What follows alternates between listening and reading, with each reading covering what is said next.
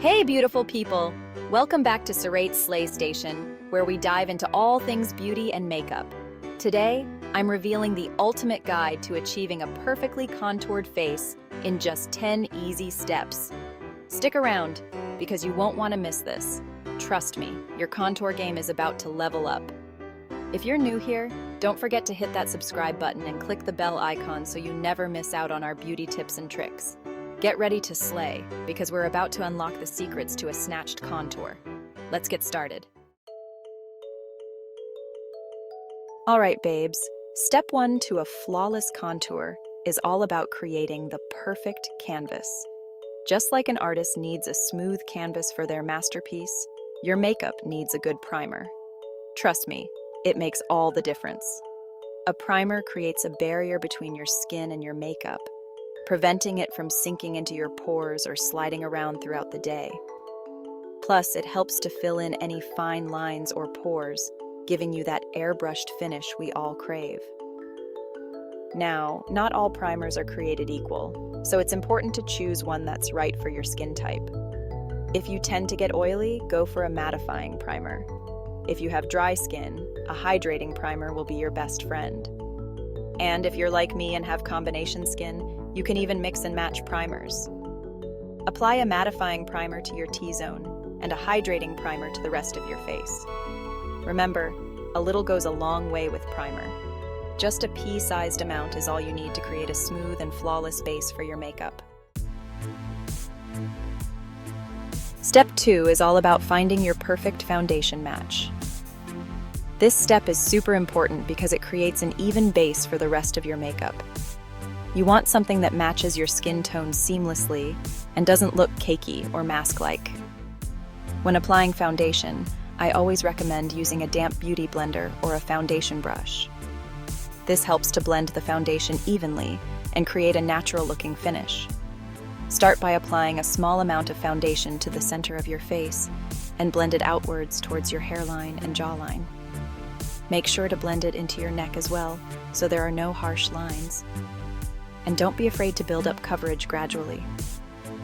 It's always better to start with a light layer and add more if needed, rather than applying too much at once and ending up with a cakey mess. Remember, we're going for a flawless, airbrushed finish that looks like skin, not makeup. Now let's talk about contour. Step 3 is all about choosing the right contour shade for your skin tone. This is where the magic happens, people. Contouring is all about creating shadows and dimension on your face, which helps to enhance your natural bone structure. To choose the right contour shade, you want to go 1 to 2 shades darker than your natural skin tone. You don't want to go too dark, or it will look muddy and unnatural. When it comes to contour products, you have 2 main options: creams and powders. Cream contours are great for beginners because they're easy to blend and give a more natural finish. Powder contours, on the other hand, are more pigmented and long-lasting. Personally, I love using both. I'll use a cream contour to map out my contour, and then set it with a powder contour for extra definition. Experiment and see what works best for you. Chapter 4. Step 4 is where the real sculpting begins. Now that you have your contour shade, it's time to map out your contour. This is where you'll create those shadows that will accentuate your cheekbones, slim your nose, and define your jawline. Start by sucking in your cheeks and finding the hollows. This is where you'll apply your contour shade. Use a light hand and apply the product in upward strokes, starting from the middle of your ear and blending towards the corner of your mouth. Next, move on to your jawline. Apply the contour shade along your jawline, blending it down towards your neck. This will help to create a more defined and sculpted jawline. To slim down your nose, apply the contour shade in 2 thin lines down the sides of your nose. Start from the inner corner of your eyebrows and blend it down towards the tip of your nose. But remember, blend, blend, blend. We don't want any harsh lines. Chapter 5. Step 5, my friends, is the most crucial step of all. Blending. I cannot stress this enough. Blending is your best friend when it comes to contouring. The key to a natural-looking contour is to make sure there are no harsh lines or streaks. For blending, I recommend using a damp beauty blender or a fluffy contour brush.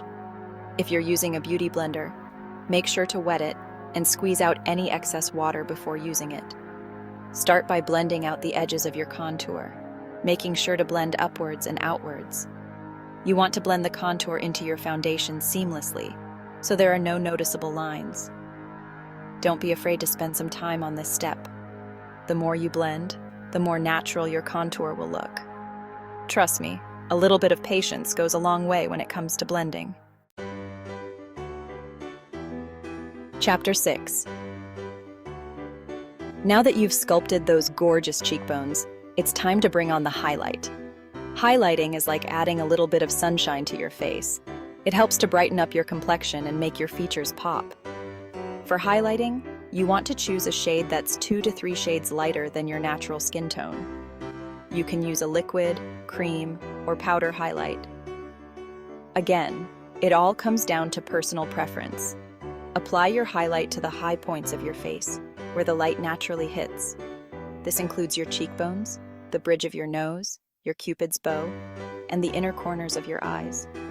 You can also apply a little bit of highlight to your forehead and chin for a more lifted and radiant look. And don't forget to blend, blend, blend. We want that highlight to melt into your skin like butter.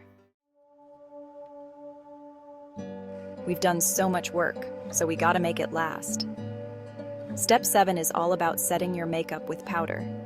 This step is essential because it helps to lock in your makeup and prevent it from creasing, fading, or sliding around throughout the day. For setting your makeup, I recommend using a translucent powder. Translucent powder is great because it doesn't add any extra coverage or color to your makeup. It just helps to set everything in place and control shine. Use a big, fluffy powder brush to apply the powder all over your face, focusing on your T-zone, under your eyes, and around your nose. These are the areas that tend to get oily throughout the day. And remember, a little goes a long way with powder. You don't want to go overboard and end up looking cakey. All right, let's add some color to those cheeks. Step 8 is all about applying blush. Blush is such an underrated makeup product. It can instantly brighten up your face and give you a healthy, youthful glow. When choosing a blush shade, it's important to consider your skin tone. If you have fair skin, go for a light pink or peach blush. For medium skin tones, try a rose or coral blush.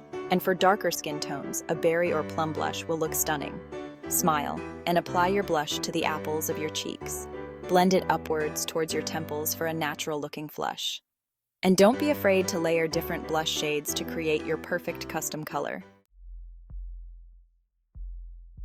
You know the drill. Step 9 is all about blending one last time to make sure everything looks seamless and flawless. I know, we've already blended a lot, but trust me, this last blend will make all the difference. Take a clean blending brush and lightly blend all over your face, focusing on the areas where you applied your contour, highlight, and blush.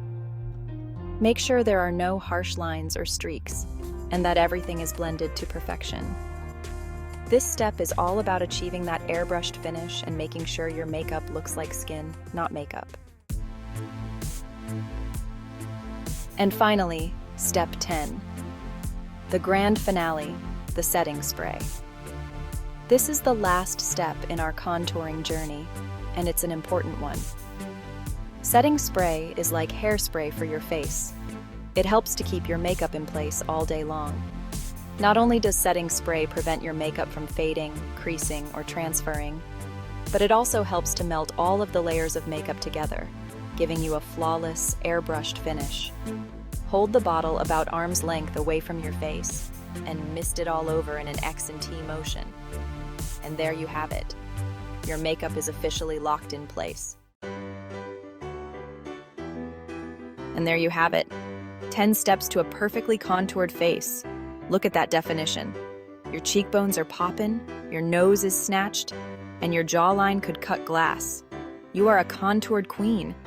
If you found this tutorial helpful, Give it a thumbs up and share it with your friends who are ready to step up their contour game. I love seeing your recreations, so don't forget to tag me on Instagram. Don't forget to subscribe to Serate's Slay Station for more beauty tutorials, and hit that notification bell so you're always in the loop. Follow me on Instagram and Twitter for daily updates and behind-the-scenes content. Until next time, stay gorgeous.